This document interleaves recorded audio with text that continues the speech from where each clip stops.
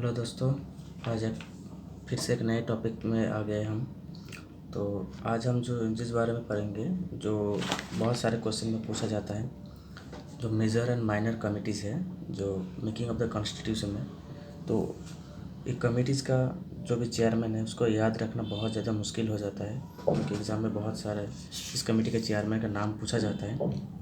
तो आज हम ट्रिक्स के माध्यम से सारे कमिटीज़ को, उसका चेयरमैन को याद करेंगे, जैसे कि कोई भी एग्ज़ाम में आए तो हम लोग अच्छे से याद रख पाए उस ट्रिक्स के वजह से, और कोई भी क्वेश्चन छूटे ना। ये स्टेट पीसीएस में, प्रीलिम्स में, यूपीएससी प्रीलिम्स में और एसएससी रेलवे, हर जगह में पूछा जाता है।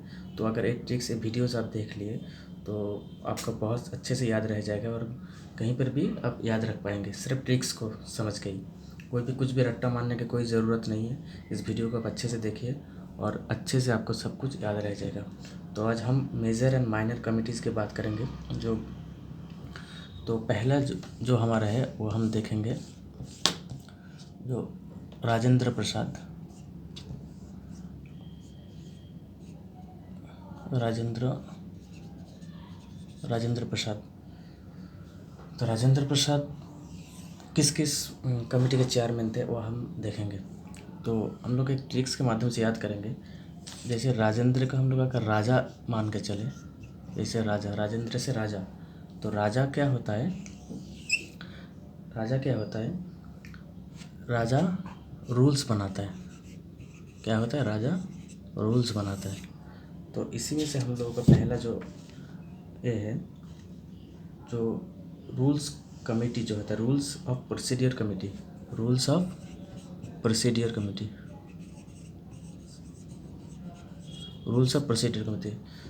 प्रोसीडियर कमेटी का चेयरमैन कौन हुआ? राजा। क्योंकि राजा क्या बनाता है? रूल्स।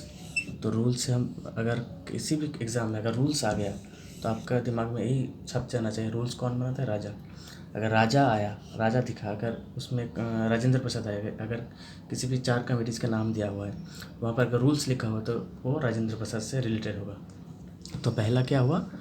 Rules committee.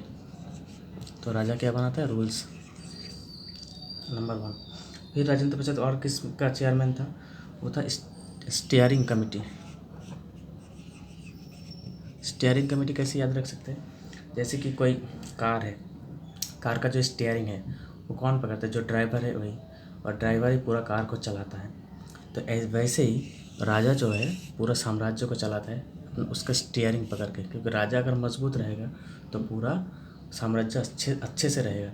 तो राजा के हाथ में पूरा स्टीयरिंग है।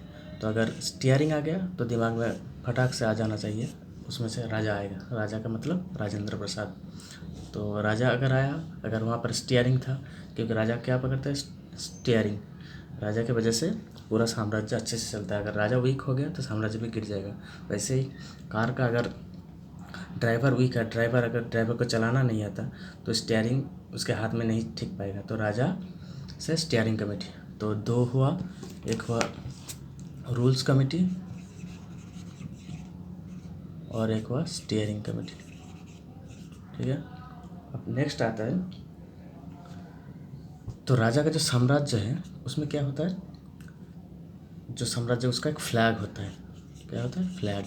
हर एक साम्राज्य का एक फ्लैग होता है। उस फ्लैग से जब वो दूसरे राज्य से कोई वार करता है, कोई जो युद्ध करता है, तो उसमें से एक फ्लैग भी होता है। तो अगर फ्लैग का बात आया, जैसे कि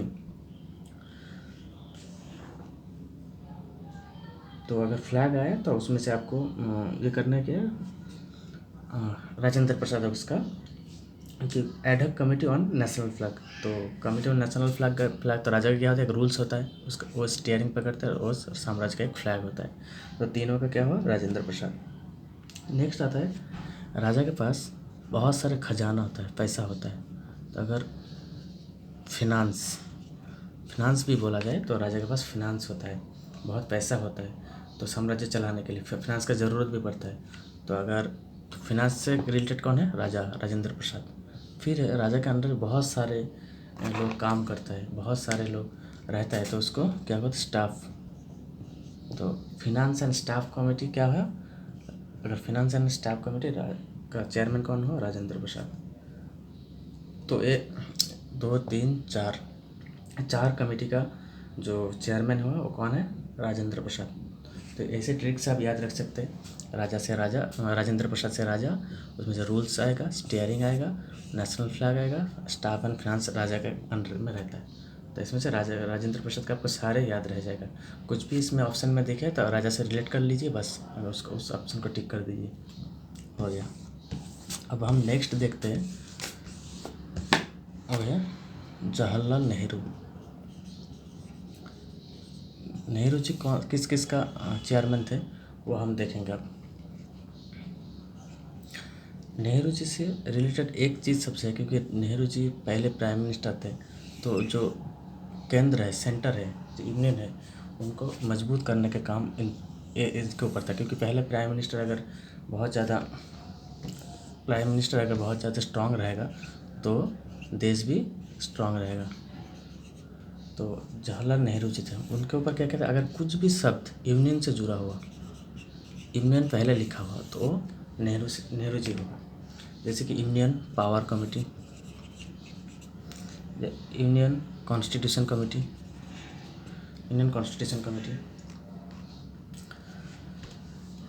और एक है स्टेट्स कमेटी। तो यूनियन से जुड़ा हुआ तो वो होगा जवाहरलाल नेहरू जी। और उसके बाद अगर स्टेट्स कमेटी है, क्योंकि बहुत पूरा जब देश आज़ाद हुआ था बहुत सारे हिस्सों में बटा हुआ था, स्टेट्स छोटे छोटे स्टेट्स में बटा हुआ था, तो उसको जोड़ने का काम जवाहरलाल नेहरू और सरदार वल्लभ भाई पटेल जी ने किया था। तो स्टेट्स कमेटी किससे जुड़ा होगा? जवाहरलाल नेहरू जी। और एक चेयरमैन है जवाहरलाल नेहरू जो है एग्जामिन ऑफ ड्राफ्ट कॉन्स्टिट्यूशन। अगर ड्राफ्ट कमेटी के चेयरमैन कौन है? B.R. अम्बेडकर, सबको पता है। तो अगर ड्राफ्ट कमेटी के एग्जामिन, जो ड्राफ्ट कमेटी के एग्जामिन करने का कौन जिम्मेदार था, कौन चेयरमैन था? जवाहरलाल नेहरू। तो जवाहरलाल नेहरू जी 4 कमेटी का चेयरमैन हुआ, union power committee, union constitution committee, states committee and draft examine committee. तो ऐसा करके आप जवाहरलाल नेहरू जी को याद रख सकते हैं। नेक्स्ट आता है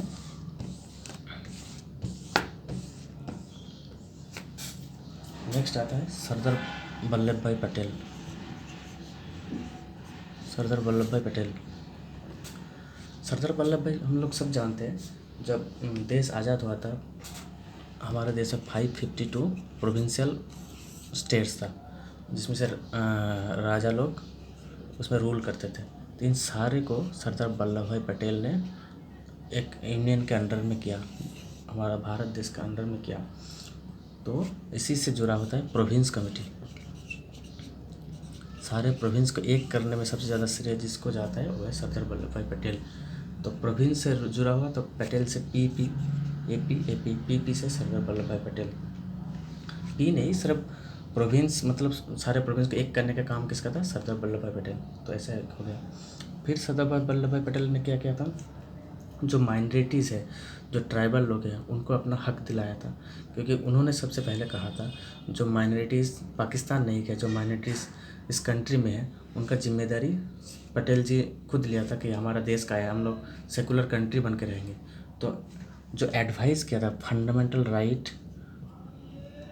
उन्होंने एडवाइस किया था फंडामेंटल राइट के ऊपर एंड माइनॉरिटीज़ एंड ट्राइबल के ऊपर। तो माइनॉरिटीज़ एंड ट्राइबल ऊपर जो चेयरमैन था वो है सरदार वल्लभ भाई Patel. Advisory committee on fundamental rights minority and tribal and excluded areas, उसका चेयरमैन कौन था? सरदार वल्लभ भाई पटेल। इसका फिर से सब कमेटी था, एग्जाम में उतना ज़्यादा नहीं पूछा जाता, ये बहुत इंपॉर्टेंट है तो इसी को याद रखा जाए। सरदार वल्लभ भाई Patel province committee and advice किया था fundamental right minorities and tribal affairs के ऊपर। ठीक है। नेक्स्ट आता है अल्लाती कृष्ण स्वामी।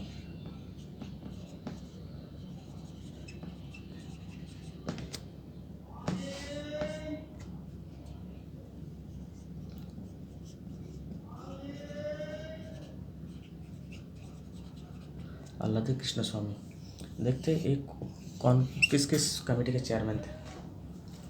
तो हम लोग सब जानते हैं कृष्ण, कृष्ण एक भगवान का नाम है। तो कृष्ण का क्या होता है, बहुत ज़्यादा क्रेडिट होता है, क्या होता है, बहुत मूल्यवान होता है, वैल्यूएबल होता है। तो भगवान क्या होता है, बहुत वैल्यूएबल होता है हम सारे देशवासी के लिए। तो क्रेडिट, तो क्रेडिट से आया क्रेडेंशियल। तो कृष्ण क्या है, अगर किसी कहीं पर भी आपको देखे कृष्ण, तो कृष्ण क्या है, देवता है, और उनका क्या है, क्रेडिट बहुत ज़्यादा है, उनका वैल्यू बहुत ज़्यादा है आम जनता के बीच, लोगों के बीच। तो क्या है, क्रेडिट अगर जिसका ज़्यादा है वो कृष्ण स्वामी। तो उसी से हम लोग रिलेट करके याद रख सकते हैं, क्रेडिट से क्रेडेंशियल कमेटी। तो अल्लादे कृष्ण स्वामी क्या है, क्रेडेंशियल कमेटी। ठीक है। अब नेक्स्ट आता है उषानाथ। उषानाथ, उषानाथ। तो हम लोग जानते हैं उषा का मतलब क्या होता है, सवेरा, या इंग्लिश में जिसको बोलते हैं डॉन। तो डॉन या मॉर्निंग में आप बोल सकते हैं। तो उषा मतलब जब मॉर्निंग होता है तो क्या होता है, हमारे घर पे क्या आता है, न्यूज़पेपर आता है। और हम लोग एस्पिरेंट हैं, हम लोग प्रिपरेशन कर रहे हैं, तो हम लोग को न्यूज़पेपर पढ़ना ज़रूरी होता है। तो न्यूज़पेपर से किससे रिलेटेड है, प्रेस, प्रेस। तो उषा होने से क्या होता है, प्रेस मतलब न्यूज़पेपर आ जाता है। तो इसी से प्रेस गैलरी का जो चेयरमैन होगा, क्या कौन होगा, उषानाथ। उषा मतलब सुबह, सुबह का मतलब सुबह के हम लोग के पास क्या आता है, प्रेस मतलब न्यूज़पेपर। अब नेक्स्ट जो आता है वो है पट्टभी सीतारामैया। तो हम लोग जानते हैं पट्टा, इस वर्ड को देखिए, पट्टा, पट्टा का मतलब क्या होता है कि जो घर में गांव पे जो होता है, गांव के लोग, उन लोग को पट्टा दिया जाता है सरकार की तरफ से, या सरकार की तरफ से ज़्यादातर दिया जाता है, पट्टा दिया जाता है। तो उसको हम घर से, गांव से अगर रिलेट करके देखें, पट्टा मतलब हाउस। तो हाउस कमेटी का जो चेयरमैन है वो है पट्टभी सीतारामैया। तो पट्टा से घर हो गया। और एक पट्टा या जो घर पे दिया जाता है, तो घर के लिए दिया जाता है चीफ कमिश्नर प्रोविंस। जो कमिश्नर प्रोविंस जो है, जहाँ पर अंग्रेज डायरेक्टली रूल करता था, चीफ कमिश्नर प्रोविंस। तो चीफ कमिश्नर प्रोविंस उसी से पट्टा से रिलेटेड है, चीफ कमिश्नर प्रोविंस, क्योंकि प्रोविंस में पट्टा दिया जाता है। तो ऐसे करके आप रिलेट करके याद रख सकते हैं। तो सारे मेजर कमेटी हम लोग कवर कर लिए हैं। अगर कुछ समझ में नहीं आया तो कमेंट सेक्शन में बताइए, और भी क्लैरिटी के साथ बताऊंगा। और इस ट्रिक से के माध्यम से आप एक बार दो बार देखिए, आपको पूरा याद आ जाएगा। बुक सामने रखिए, या एक जो ट्रिक्स है आप एक शॉर्ट पेज में लिख लीजिए, तो एग्ज़ाम के टाइम आप याद कर लेंगे, एक बार देख लेंगे तो आपको पूरा याद आ जाएगा। ठीक है, थैंक यू।